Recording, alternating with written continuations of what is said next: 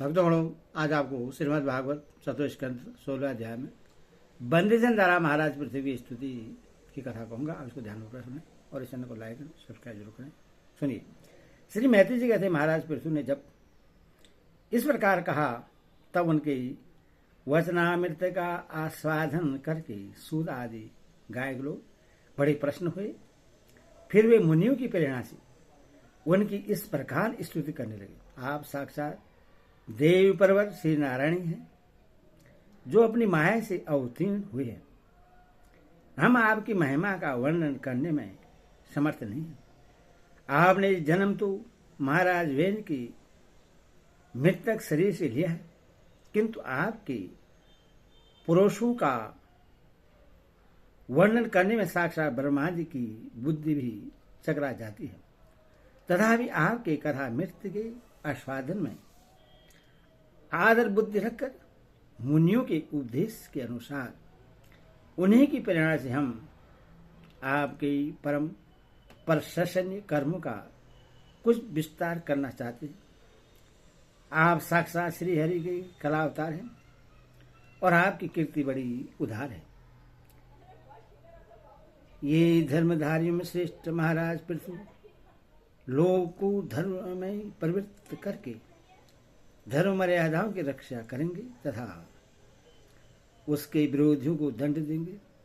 ये अकेले ही समय समय पर प्रजा की पालन पोषण और अनुनिरंजन आदि कार्य के अनुसार अपने शरीर में भिन्न भिन्न लोकपालों की मूर्ति को धारण करेंगे तथा यज्ञ आदि के प्रचार द्वारा स्वर्गलोक और विष्टि की व्यवस्था द्वारा भूलोक दोनों का हित साधन करेंगे। ये सूर्य के समान अलौकिक महिमा वंदित प्रतापवान और समदर्शी होंगे। जिस प्रकार सूर्य देवता 8 महीने तपते रहकर जल खींचते हैं और वर्षा ऋतु में उसे उड़ेल देते हैं, उसी प्रकार ये कर आदि के द्वारा कभी धन संचय करेंगे और कभी उसका प्रजा के हित के लिए व्यय कर डालेंगे। ये बड़े दयालु होंगे। यदि कभी कोई दीन पुरुष इनके मस्तक पर पैर भी रख देगा तो भी ये पृथ्वी के समान उसके इस अनुचित व्यवहार को सदा सहन करेंगे। कभी वर्षा न होगी और प्रजा के प्राण संकट में पड़ जाएंगे तो ये राजवेशधारी श्री हरि इंद्र की भांति जल वर्षा का अनिहाल सी उसकी रक्षा कर लेंगे। ये अपने अमृतमय मुख चंद्र की मनोहर मुस्कान और प्रेम भरी चितवन से संपूर्ण लोगों को आनंद मग्न कर देंगे। इनकी गति को कोई समझ न सकेगा। इनके कार्य भी गुप्त होंगे और उन्हें संपन्न करने का ढंग भी बहुत गंभीर होगा। इनका धन सदा सुरक्षित रहेगा। ये अनंत महात्म्य और गुणों के एकमात्र आश्रय होंगे। इस प्रकार मनुष्य पृथु साक्षात वरुण के ही समान होंगे। महाराज पृथु बेन रूप अरणि के मंथन से प्रकट हुए अग्नि के समान हैं। शत्रुओं के लिए ये अत्यंत दुर्धर्ष और दुस्सह होंगे। ये उनके समीप रहने पर भी सेनादि से सुरक्षित रहने के कारण बहुत दूर रहने वाले से होंगे। शत्रु कभी इन्हें हरा न सकेंगे। जिस प्रकार प्राणियों के भीतर रहने वाला प्राण रूप श्रोत्रात्मा शरीर के भीतर बाहर के समस्त व्यापारों को देखते रहने पर भी उदासीन रहता है, उसी प्रकार ये गुप्तचरों के द्वारा प्राणियों के गुप्त और प्रकट सभी प्रकार के व्यापार देखते हुए भी अपनी निंदा और स्तुति आदि के प्रति उदासीनवंत रहेंगे। ये धर्म मार्ग में स्थित रहकर अपने शत्रु के पुत्र को भी दंडनीय न होने पर कोई दंड न देंगे और दंडनीय होने पर तो अपने पुत्र को भी दंड देंगे। भगवान सूर्य मानव स्वतर पर्वत तक जितने प्रदेश को अपनी किरणों से प्रकाशित करते हैं, उस संपूर्ण क्षेत्र में इनका निष्कंटक राज्य रहेगा।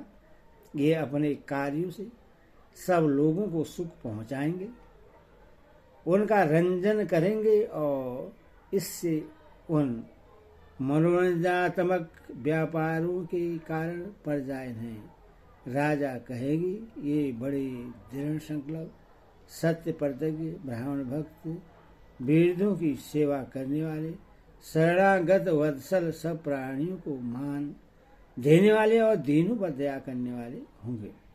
ये पर स्त्री में माता के समान भक्त रखेंगे, पत्नी को अपने आधे अंग के समान मानेंगे, प्रजा पर पिता के समान प्रेम रखेंगे और ब्रह्मवादियों के सेवक होंगे। दूसरे प्राणी इन्हें उतना ही चाहेंगे जितना अपने शरीर को। ये सुहृदय के आनंद को बढ़ाएंगे। ये सर्वदा वैराग्यवान पुरुषों से विशेष प्रेम रखेंगे और दुष्टों को दंडपाणी यमराज के समान सदा दंड देने के लिए उधर रहेंगे।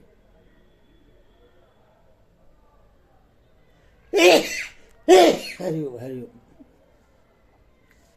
तीनों गुणों की अधिष्ठाता और निर्विकार साक्षात श्री नारायण ने ही इनके रूप में अपने अंश से अवतार लिया है, जिनमें पंडित लोग अविद्यावश प्रतीत होने वाले इस नाना तत्व को मिथ्या ही समझते हैं।